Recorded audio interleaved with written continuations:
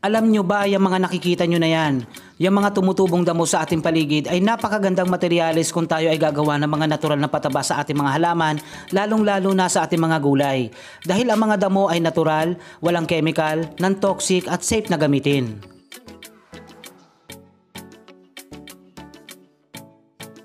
Maraming paraan upang magamit natin ang mga damo bilang pataba. Pwede nating isama sa compost kung tayo ay nagko-compost.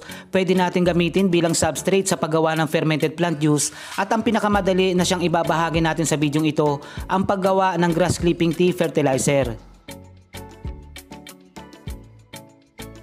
Pero ano ba ang grass clipping tea fertilizer? Ang grass clipping tea ay ang pagbabad ng mga damo sa tubig at pagkalipas ng maiksing panahon ay pwede na nating ipandilig sa ating mga halaman. Ganyan lamang kasimple. Pero ang sustansyang makukuha ng ating mga halaman sa mga damo ay kung ano ang nasa damo. Ang mga damo ay nagtataglay ng nitrogen at alam naman natin na ang nitrogen ay isa sa pangunahing nutrisyon na kailangan ng ating mga halaman. Ibig sabihin, kapag ibinabad natin ang mga damo sa tubig, ang nitrogen na nasa damo ay mapupunta sa tubig at ito ay maipapasa sa ating mga halaman kapag tayo ay nagdidilig.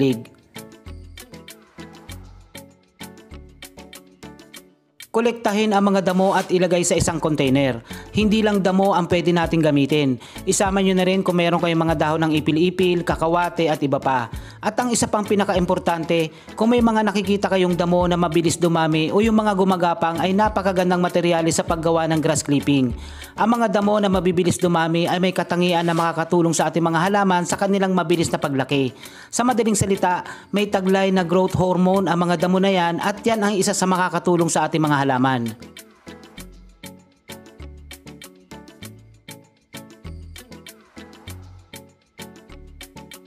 Kung kailangan nyo na, pwede nang gamitin pagkalipas ng 6 na oras na pagkababad sa tubig. Pero kung hindi pa naman kailangan ay mas mainam kung ito ay palipasin ng 1 araw para mas makuha ang lahat ng katas ng nasa damo. Pagkalipas ng 1 araw ay mag-uumpisa ng mag-iba ang amoy ng tubig dahil sa matagal na pagkababad ng mga damo. Pero hindi ito makakaapekto sa mga halaman at mas nagpapataas pa ito ng bisa. Yun nga lang, sa mga may sensitibong pang-amoy ay wag nang paabutin ng matagal.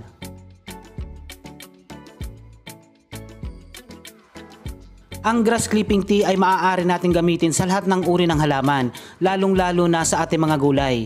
Ito ay isa sa mga natural na pataba na libre at wala kang halos gagastusin. Nalinisan na ang paligid mo, nakagawa ka pa ng isang uri ng pataba na ligtas at natural.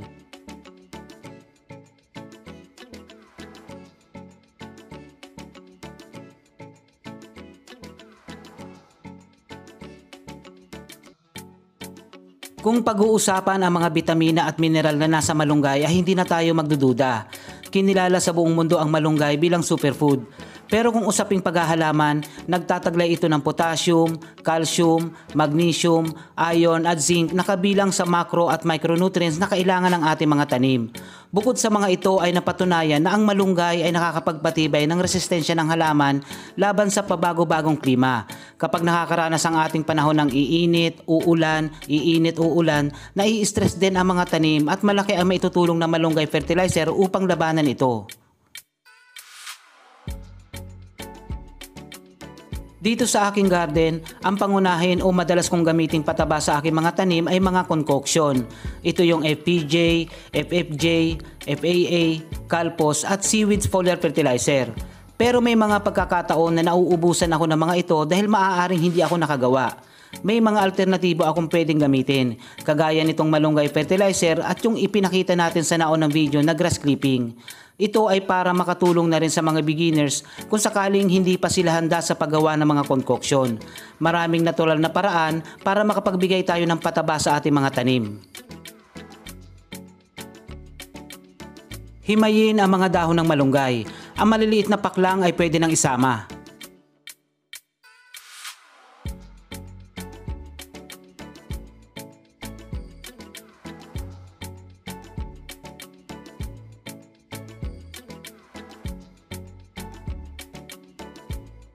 Pagkatapos ay ilagay sa blender. Kung wala kayong blender ay pwede nyong durugin ng mano-mano.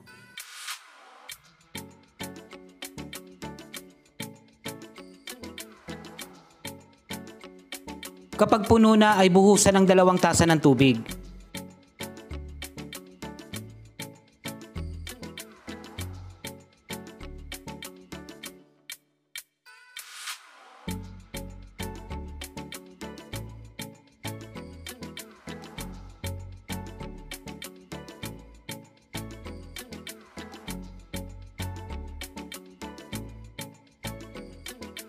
Sa kada isang balde ng tubig o 16 na litro ng tubig ay maghalo ng 5 hanggang 8 kutsara ng malunggay. Ito ay maaari ng ipandilig sa lahat ng uri ng halaman, lalong-lalo na sa mga tanim na gulay. Ito ay pwedeng gawin isang beses lamang sa isang linggo sa mga maliliit na tanim o sa mga seedlings. At sa mga malalaking halaman ay pwedeng gawin 2 beses sa isang linggo.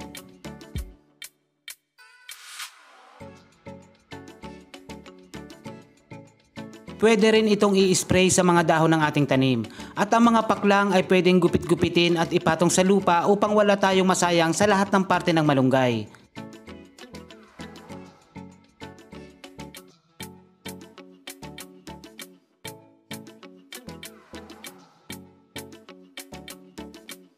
Ang paggamit ng hugas bigas bilang pataba sa ating mga halaman ay matagal nang ginagawa ng ating mga ninuno, dito man sa Pilipinas maging sa ibang bansa.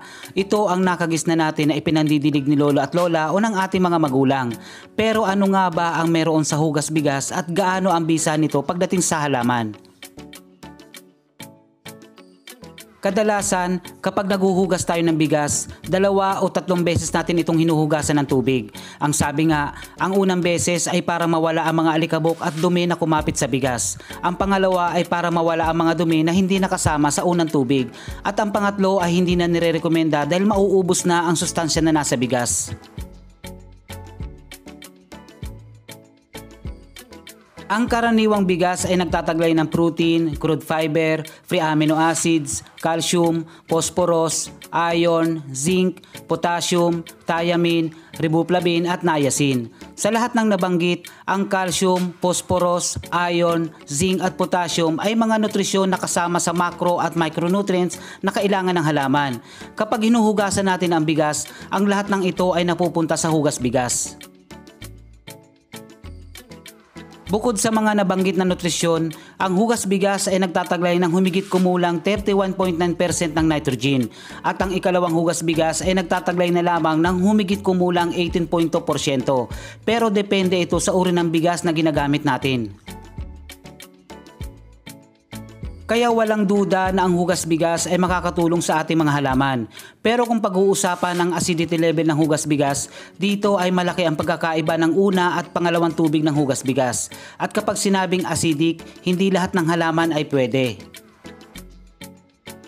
Ang unang tubig ay tinatayang may 18.2% ng acidity level. Ito ay dahil sa lupa kung saan itinanim ang palay at isama na ang mga sintetikong pataba na ginamit. Pero nababawasan ito sa ikalawang tubig ng hugas bigas. Umaabot na lamang ito ng 2.3%.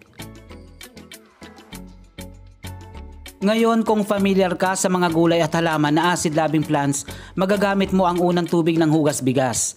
Ang acid-loving plants ay mga halaman na mas gusto nila na acidic ang lupa o di kaya ay mas masaya sila kapag nakakakuha sila ng extra acidity sa mga pataba na ibinibigay natin. Ang mga halimbawa ng acid-loving plants ay kamatis, sili, lahat ng uri ng beans, mulberry, kamote, kamuting kahoy, patatas, broccoli, bawang, sibuyas at marami pang iba. Gagawa na lamang ako ng hiwalay na video patungkol sa acid-loving plants. Ang pangalawang tubig ng hugas bigas ay akma naman sa mga gulay na madahon. Ang mga halimbawa dito ay pechay, pak choy, mustasa, kale, kangkong at marami pang iba. Ito ay dahil banayad na lamang ang acidity level at hindi ito magkakaroon ng masamang epekto. Ano ba ang mangyayari kung ang unang tubig ng hugas bigas ay gagamitin natin sa mga madahong gulay? Ito ay maaaring magdulot ng pagkatuyo ng mga dahon o pagkakaroon ng mga brown spot o diskolorasyon. 1 o 2 beses na paggamit ng unang tubig ay wala namang problema hanggat kinakaya ng halaman. Pero kapag ka nasobrahan, ganito ang mangyayari. Ang tanong, paano kung paghaluin ang una at ikalawang tubig ng hugas bigas? Saan ito pwedeng gamitin? Ito ay pwede sa lahat ng uri ng halaman, acid-loving plants man o hindi. Pero hindi makukuha ng mga acid-loving plants ang mataas na nutrisyon na makakatulong sa kanila. Nawa ay makatulong ito sa mga nagsisimula pa lamang sa pagtatanim. Ito po si Kuya Don at maraming salamat sa inyong panonood.